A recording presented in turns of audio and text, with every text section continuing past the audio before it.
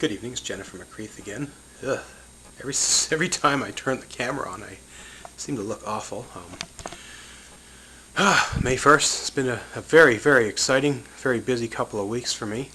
I'm excited to announce that I will be running 3 marathons in May. Fredericton, Mississauga, and Halifax, marathons I've run before and have fallen in love with. I can't wait to run them again. Equally as exciting, I'm going to be mixing business with pleasure, shall we say. I've done a lot of cross-Canada engagement with prominent trans members, and there's a lot of exciting things in the works. I guess the bad news is that there seems to be a lot of pride organizations where there is conflict between the trans community and the gay lesbian community. Toronto and Halifax have had some issues there that are pretty public. I'm hoping to engage the trans people and help them sort out their issues. Speaking of Pride, St. John's Pride Incorporated is alive and well, and we will have a Pride Week here in the city of St. John's, July 18th to July 24th. I'm excited to be a part of the team that will put this together, and I'm looking forward to being part of the challenge to bring the community together.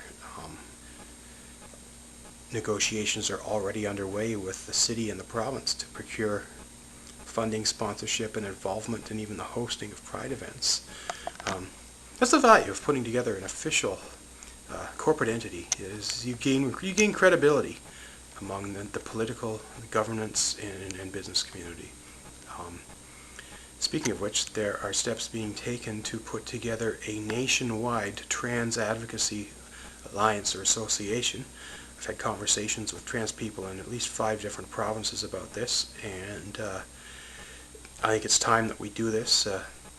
We're all fighting the same battles here with our healthcare systems, and we really need a national voice to get national exposure on the interests.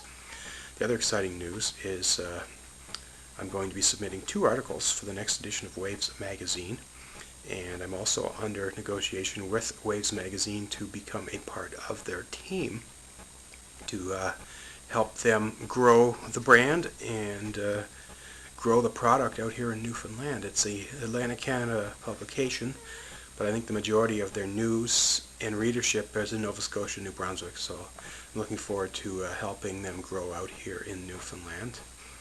Meanwhile, we had our best Front Runners Newfoundland Labrador chapter run/social event this past week. We had the highest turnout. It's still a pretty small group, 4 people, but it's nice that we've gone literally from 0 to 4, and we have a few other people lined up. It's exciting. People want to get out there and run with us. It's important to stay healthy. Oh my. Canadian Professional Association for Transgender Health. An organization that's slowly working its way in terms of, I guess, global recognition as a credible body of knowledge for transsexual health, transgender health.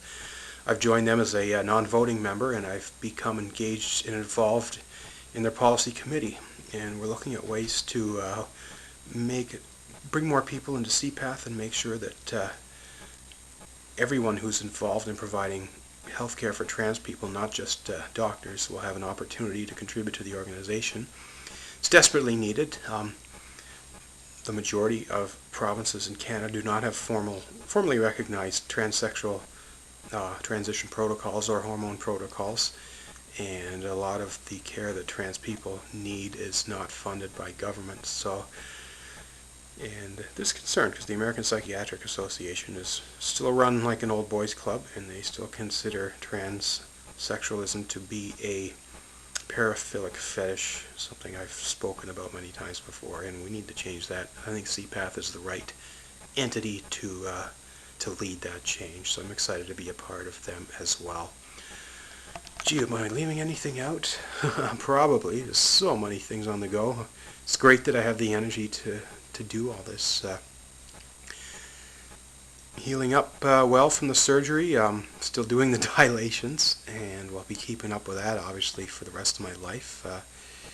Dilator number 4, which I introduced in a previous video, is now involved in the activities, and that is, yeah, that's a little bit painful, but we're getting used to it. Well, I guess that's about it for now. Next time I'm going to promise that I put some makeup on for my next video, so I perhaps look a little better than I do right now. But it's late at night. It's been a busy day, busy week. You never know when I'm going to decide to turn the camera on and ramble on.